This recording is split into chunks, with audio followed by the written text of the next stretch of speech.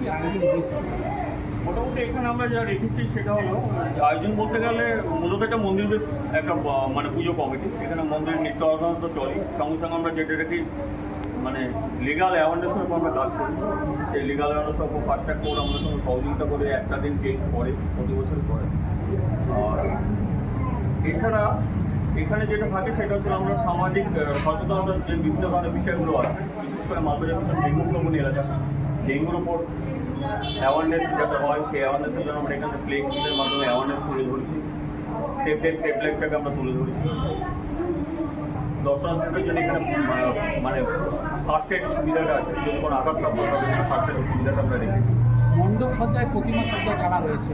মণ্ডপ সজ্জা মূলত আমরা এই মণ্ডপ সজ্জাটা সম্পূর্ণ আমাদের কমিটি তৈরি করেছি। ঠিক আছে, আমার পাশেই দাঁড়িয়ে আছে উনি হচ্ছেন বিপাশা মিত্র, উনি আমাদের কমিটি মেম্বার। এই টিমটা পুরোপুরি ওনারই মানে তৈরি আছে। আমরা এটার মধ্যে সম্পূর্ণভাবে অ্যাক্টিভলি হচ্ছে কাজ করেছি, প্রত্যেকটা কমিটি মেম্বার কাজ করেছি। বিভিন্ন পার্টগুলো আমাদের মানে এখানে যে বুথের যে সদস্যগুলো আছে তারা করেছে বিভিন্ন পার্টিগুলো আমরা এখানে নিজেরাই প্রায় ভোট করে এগুলো কেটে নিয়ে আমরা এগুলো করেছি।